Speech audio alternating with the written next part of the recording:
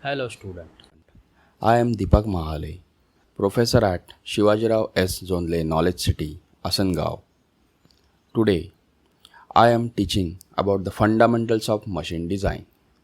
In the previous lecture, I have teach the general consideration, general steps involved in machine design and definition of machine design.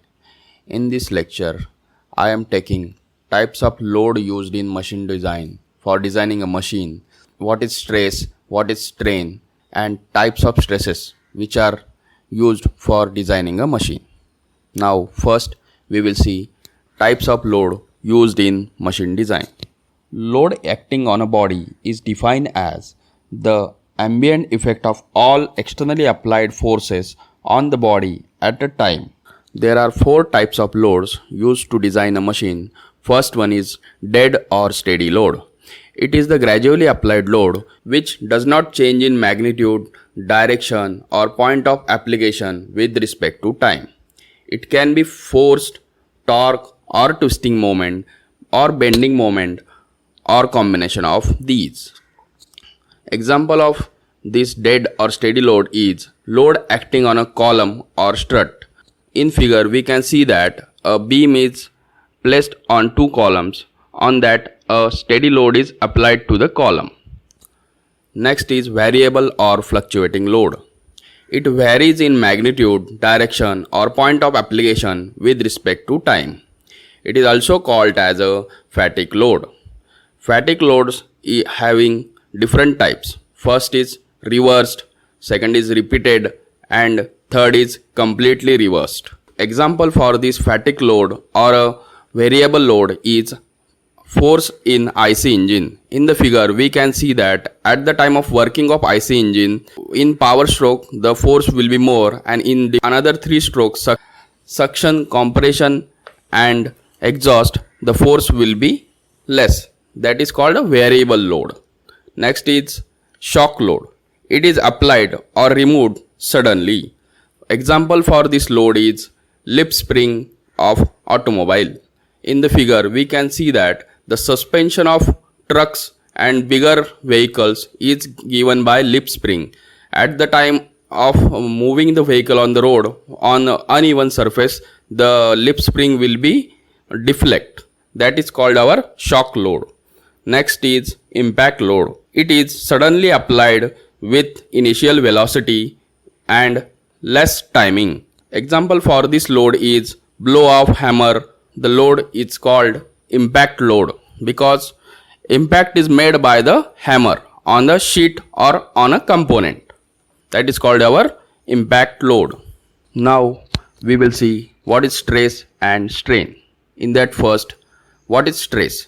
Stress is defined as the internal resistive force per unit cross-sectional area of the body when subjected to external load. Stress is denoted by a symbol sigma.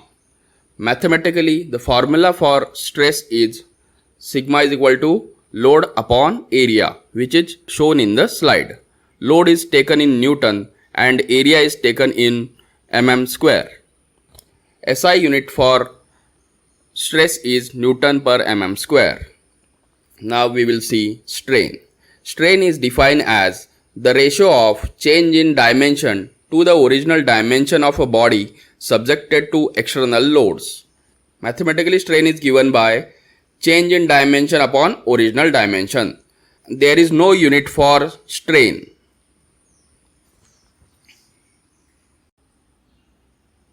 Now we will see types of stresses used for machine design. There are 7 types of stresses used in machine design. First one is tensile stress, second is compressive stress, third is bending stress, fourth is transverse shear stress, fifth is crushing stress, sixth is torsional shear stress, and last one is bearing stress. We will see one by one. First is tensile stress.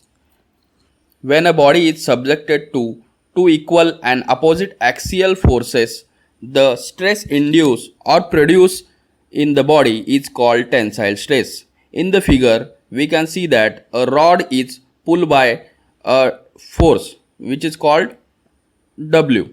Mathematically, tensile stress is given by sigma T is equal to load upon cross-sectional area. Cross-sectional area of the rod will be given by pi by 4 d square. Load is given in Newton, area is given in mm square, and small diameter of rod is given in mm. Next, we will see compressive stress. This is vice versa of tensile stress. When a body is subjected to two equal and opposite axial push forces, the stress produced or induced in the body is called compressive stress. In this figure, we can see that two push forces W is used to show the compressive stress, which is also given by same formula sigma C is equal to load upon area.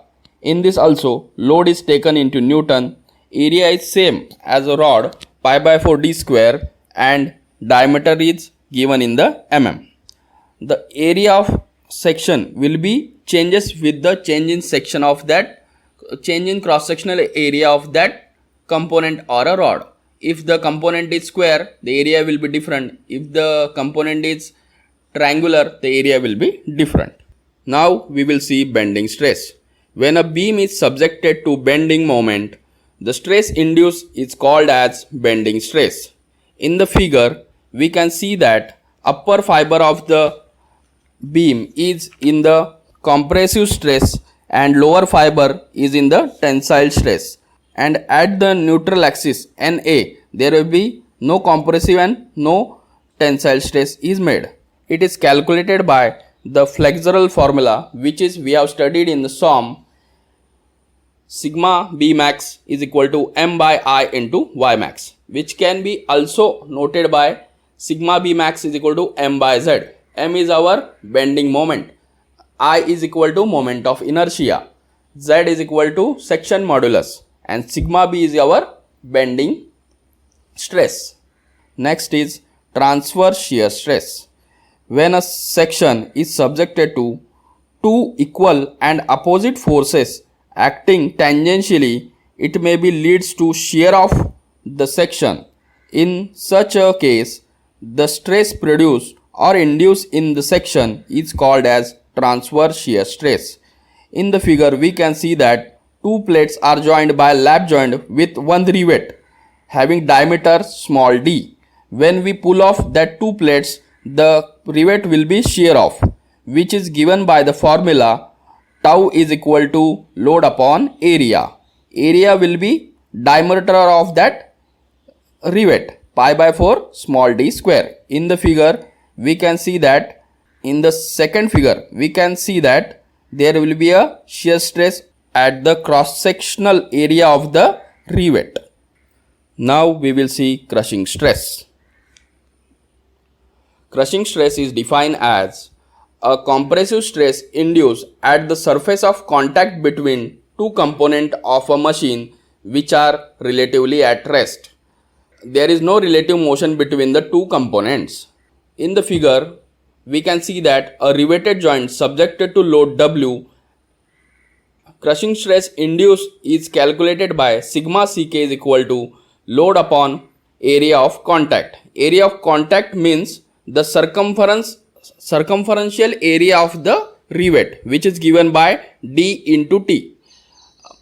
N is multiplied for, if we use number of rivets in that, then the n will be multiplied for the area. Means final formula will be w upon d into t into small n. Other examples of crushing stress is quarter joint, knuckle joint. Now we will see torsional shear stress. When a machine component is under the action of two equal and opposite couples or a twisting moment or a torque, then the component is said to be in torsion, and the stress induced due to the torsion is called as torsional shear stress. In the figure, we can see that a rod is given with the twisting moment to it, with diameter of rod is small d, radius of rod is small r. The torsional shear stress is calculated by torsion formula, which we have seen in a SOM subject. The formula is T by J is equal to tau by R is equal to G theta by L. In that, T is our twisting moment or torque, J is our polar moment of inertia. Tau is our shear stress. Small r is equal to distance from neutral axis to the outermost fiber. G is our modulus of rigidity. Theta is our twisting angle. And last one, L is our length of that shaft or a rod. From that we can calculate the torsional shear stress. Now we will see what is bearing stress. Bearing stress is defined as a compressive stress at the surface of contact between two components of a machine which have relative motion between them. In the figure, we can see that a shaft is inserted into the bearing. When it is rotating, the load will be acting on the shaft. Bearing stress, or we can call it as a pressure, which is denoted by PB, is equal to load upon projected area of contact. In the mathematically we can see that load upon L into D. The other examples of bearing stresses are screw joint, crank pin and large end bearing in IC engine, and small end of the connecting rod and piston pin. That are the examples for bearing stress. To summarize this video, we have seen types of loads, what is stress, what is strain, and types of stresses used for machine design. Thank you.